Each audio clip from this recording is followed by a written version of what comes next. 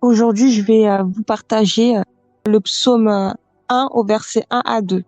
Heureux l'homme qui ne marche pas selon le conseil des méchants, qui ne s'arrête pas sur la voie des pécheurs et qui ne s'assied pas en compagnie des moqueurs, mais qui trouve son plaisir dans la loi de l'Éternel et qui la médite jour et nuit.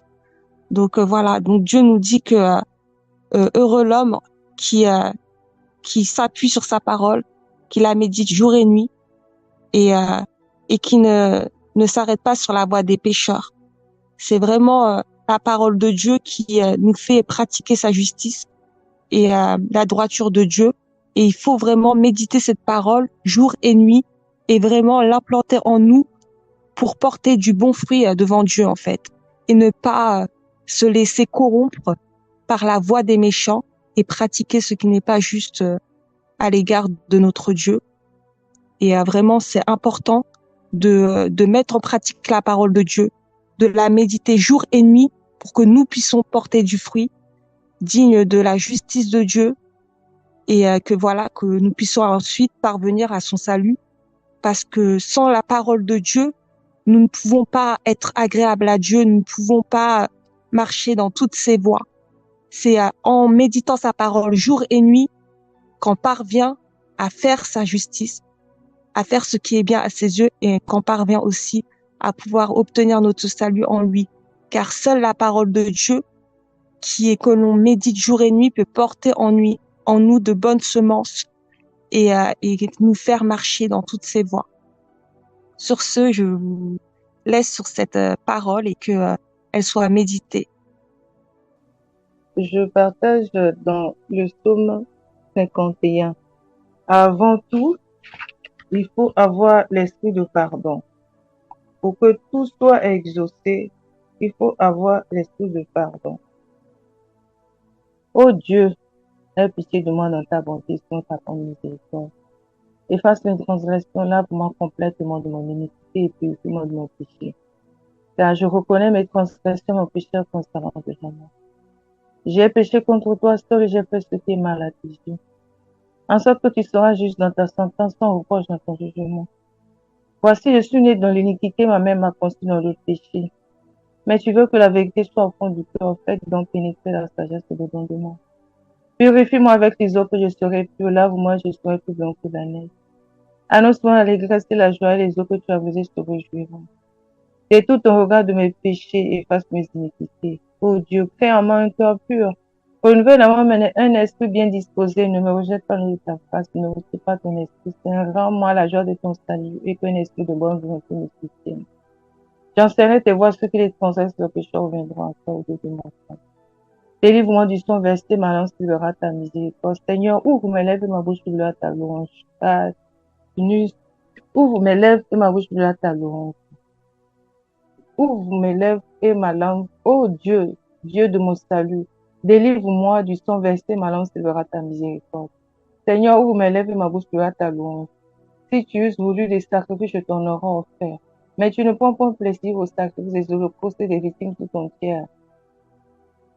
Les sacrifices agréables à Dieu, c'est un esprit brisé. Ô Dieu, tu ne dédaignes pas un cœur brisé contre répands par ta grâce et bienfaits sur Sion.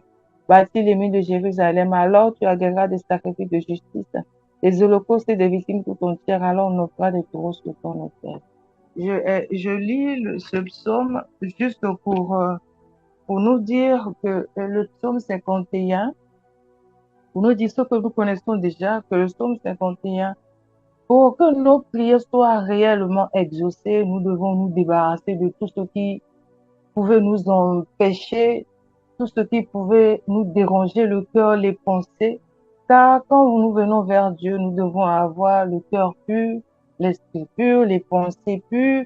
Tout doit être disposé pour accueillir notre Dieu, pour arriver vers notre Dieu, pour que nous puissions savoir que quand nous allons arriver là, quand on lui demande tout ce qu'on va demander, on est sûr, plus que sûr que ça sera exaucé parce que nous sommes dépouillés de nos anciens pensées, tout ce qui nous avait entouré toute la journée, toute la semaine, toute la nuit, oui, je ne sais pas comment encore, pour que nous soyons disposés pour recevoir ce que Dieu nous réserve, Ce que nous ne pourrons même pas demander, lui, il sait ce dont nous avons besoin. Pour recevoir tout ça, il faut être pur de penser et de laisser toutes les mauvaises choses derrière, des pensées négatives, de pensées positives d'une manière qui n'est pas bien, mais tout soit bien, juste, net devant lui. On s'humilie, on se fait petit enfant, car nous sommes nés dans le péché. Nous sommes nés dans le péché et que nous puissions nous balayer, renvoyer tout ça pour être libres et recevoir la bénédiction que notre Seigneur et Sauveur Jésus-Christ, celui qui s'est mis sur la croix pour nous sauver de tous les faits des malins, des esprits méchants dans l'Église. C'est ainsi, papa, les frères et sœurs, je m'arrête et que ce psaume nous aide à méditer, à réfléchir, à voir ce que nous sommes devant notre Dieu pour recevoir. Merci beaucoup. Merci et Amen. Amen, Amen. Que le Seigneur soit avec nous. Shalom, shalom. Moi, je vais partager. Je vais prendre Lamentation 3. Nous allons lire le 22. Nous allons lire le 22 jusqu'à 26. Les bontés de l'Éternel ne sont pas épuisées, ses compassions ne sont pas à leur terme. Elles se renouvellent chaque matin. Oh, que ta fidélité est grande. L'Éternel est mon partage, dit mon âme. C'est pourquoi je veux espérer en lui. L'Éternel a de la bonté pour qui espère en lui, pour l'âme qui le cherche. Il est bon d'attendre en silence le secours de l'Éternel. Donc moi, je voulais parler pour que les gens qui sont désespérés, qui disent que non, le Seigneur n'est pas là, le Seigneur est là. Le Seigneur est là, vraiment, il est là. Même si vous avez des problèmes que vous ne voyez pas le secours, mais accrochez-vous toujours au Seigneur. Il y a toujours de l'assurance au Seigneur. Il a l'assurance, il est toujours là, il est présent. Il suffit de l'appeler, il suffit de prier sans cesse. Le Seigneur, il viendra toujours. Le Seigneur n'abandonne jamais, jamais, jamais ses enfants. Donc, il est fidèle. Donc, c'est pour dire à un frère et une sœur que accroche-toi au Seigneur. Le Seigneur est là. Même si tu as des combats, tu t'accroches au Seigneur. Et le Seigneur te fera toujours, il viendra toujours te secourir. Il viendra toujours te secourir, te donner tout ce qu'il faut pour ça. Voilà, je finis par là. Bonne journée. Amen, amen. Ok, je vais partager. Nous allons prendre un verset. Acte 1, verset 8, je vais lire. Mais vous recevez une puissance, le Saint-Esprit survenant sur vous, et vous serez mes témoins à Jérusalem, dans toute la Judée, dans la Samarie et jusqu'aux extrémités de la terre. Donc, je vais encore relire. Mais vous recevez une puissance, le Saint-Esprit survenant sur vous, et vous serez mes témoins à Jérusalem, dans toute la Judée, dans la Samarie et jusqu'aux extrémités de la terre. Ici, le Seigneur nous fait comprendre qu'une fois, il parle aux disciples bien sûr, mais nous compris. Donc une fois que nous sommes baptisés du Saint-Esprit, et comment être baptisé du Saint-Esprit, c'est quand nous croyons simplement à Jésus-Christ. Hein, Romains 10, si je ne me trompe pas, 9 à 10, où il dit que quand nous croyons en Jésus-Christ, quand nous confessons qu'il est Seigneur, nous avons le salut. Donc quand nous croyons à Jésus-Christ, quand nous confessons qu'il est notre Seigneur, qu'il est notre guide, qu'il est notre maître, à ce moment-là, Dieu dit que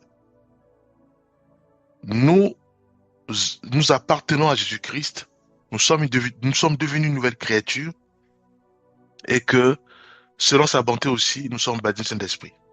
Puisque nous croyons, nous voulons être comme Jésus-Christ, nous voulons marcher selon ses principes, nous voulons garder ses règles, nous voulons faire de Jésus-Christ notre unique et le seul modèle.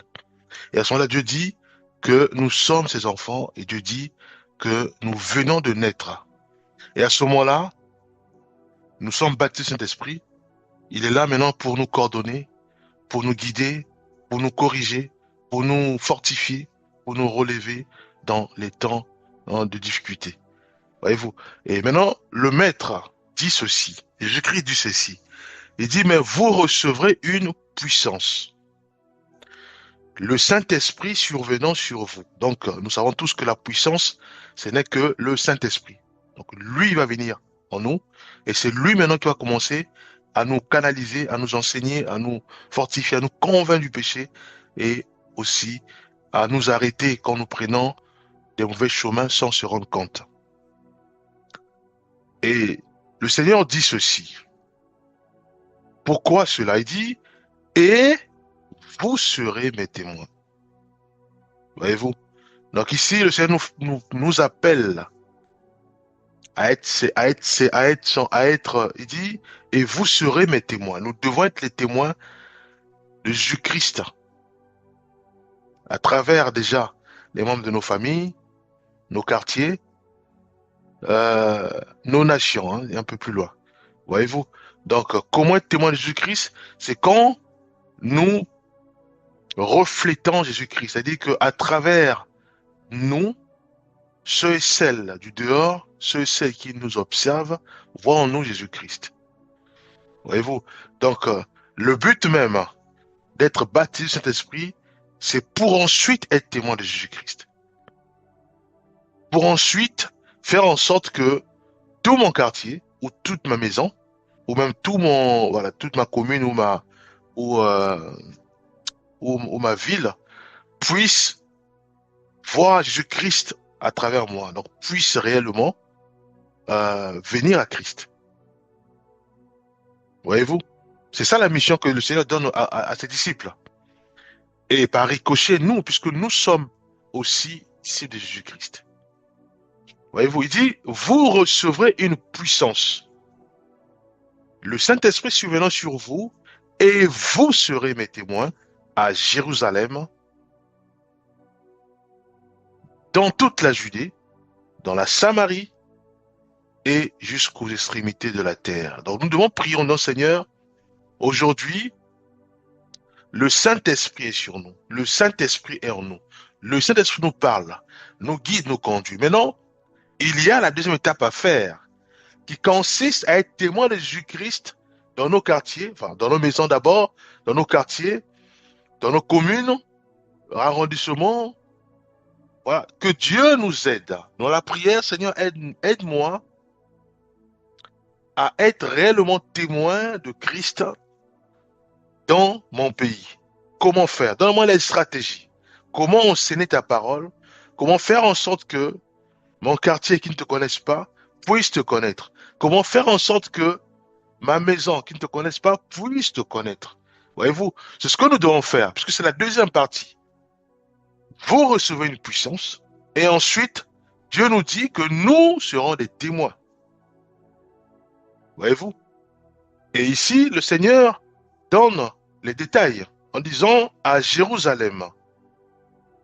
Voyez-vous? Jérusalem, il parle de Jérusalem, il parle de la Judée, il parle de la Samarie, et il dit jusqu'aux extrémités de la terre. Voyez-vous? Nous devons dans la prière en notre Seigneur, quelle est ma limite? Par où je m'arrête? Est-ce que je m'arrête à gagner toute ma maison ou je m'arrête avec mes voisins? C'est-à-dire que ma limite, témoin, enfin, parler de toi à quel niveau? Est-ce que c'est juste ma maison ou c'est juste mes voisinages? Est-ce que c'est juste mon quartier ou l'arrondissement ou ma commune ou ma ville? Voyez-vous? Donc nous devons prier en nos Seigneur.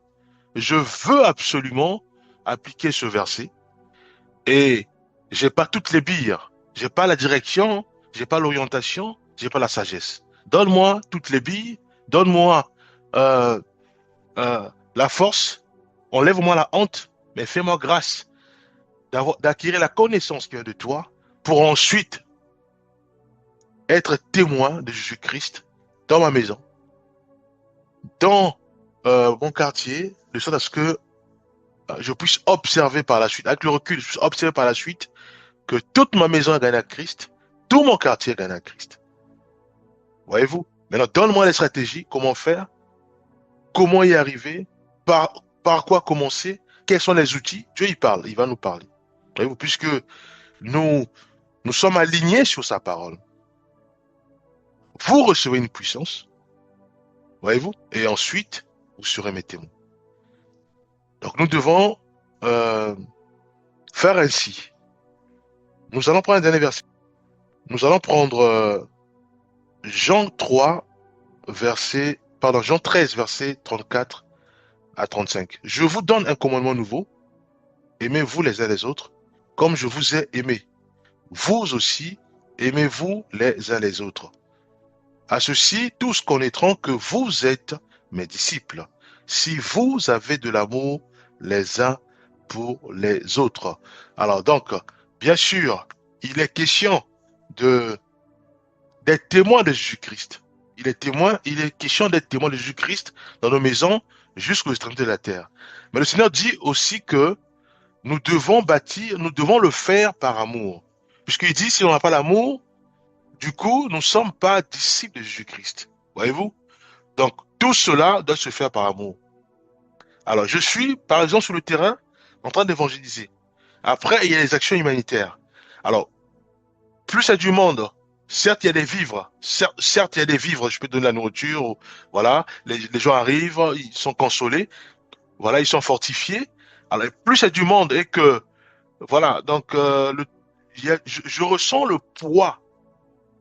Mais il ne faut pas que le poids que je reçois nous pousse à dire, voilà, écoute, mais il n'y a que moi qui fais, les autres ne font pas, donc voilà. Donc, il ne faut pas que, voilà, nous devons travailler avec amour.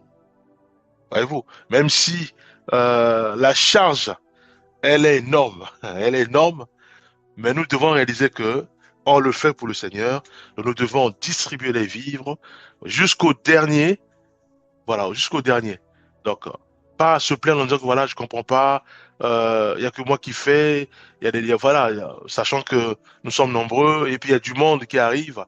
Donc, nous devons le faire avec amour, avec joie, voyez-vous. Mais il y a beaucoup d'exemples. Mais le but, c'est quoi? C'est quand nous parlons du Seigneur, nous devons bâtir cela sur l'amour de Jésus-Christ. L'amour réciproque. L'amour euh, d'un frère ou l'amour d'une sœur. Donc, nous devons aimer nos prochains comme nous-mêmes. Donc, à ce moment-là, maintenant, nous déployons maintenant l'évangélisation, nous déployons euh, euh, la parole de Christ, mais avec amour. C'est-à-dire être imbibé par l'amour. Voyez-vous? Donc, c'est l'amour qui est le socle. Et à ce moment-là, la parole de Dieu est véhiculée.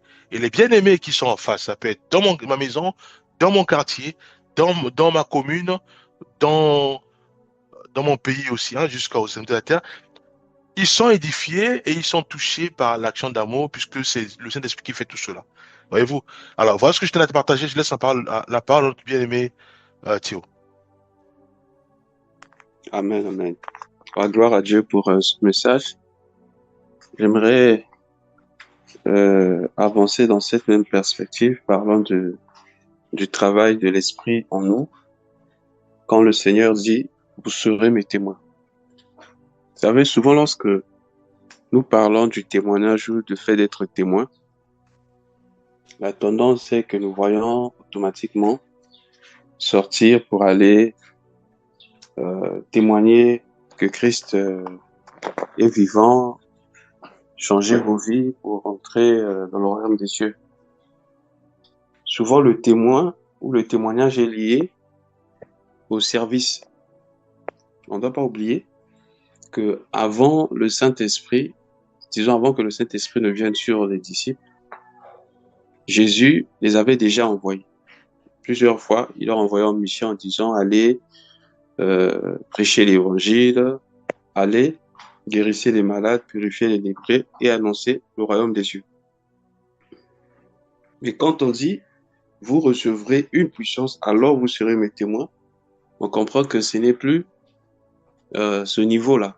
C'est-à-dire que c'est vrai que ça fait partie du travail de l'Esprit en nous, manifester Christ, faire que plusieurs soient attirés dans le royaume, mais manifester le Christ qui est la vie, c'est-à-dire témoigner de la vie de Christ qui est en nous.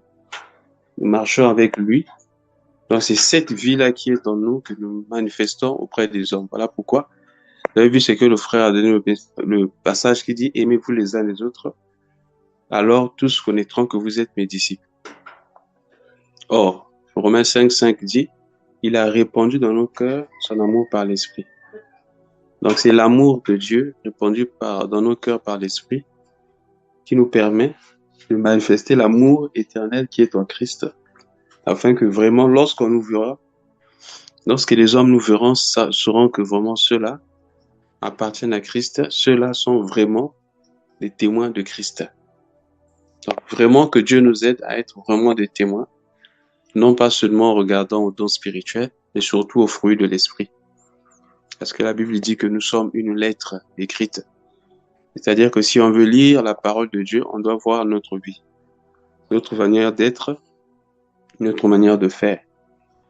Au-delà d'abord du fait que nous prêchons, au-delà d'abord du fait que nous voulons chasser les démons, au-delà du fait que nous voulons manifester la bienséance auprès des gens, car Paul lui-même, lorsqu'il a parlé de cet amour divin, il dit « Si je serais capable de parler en langue, si je n'ai pas l'amour, je ne suis rien. » Il dit « Je serais capable de distribuer même mes biens aux pauvres. Mais si je n'ai pas l'amour, cela ne me sert de rien. » Amen.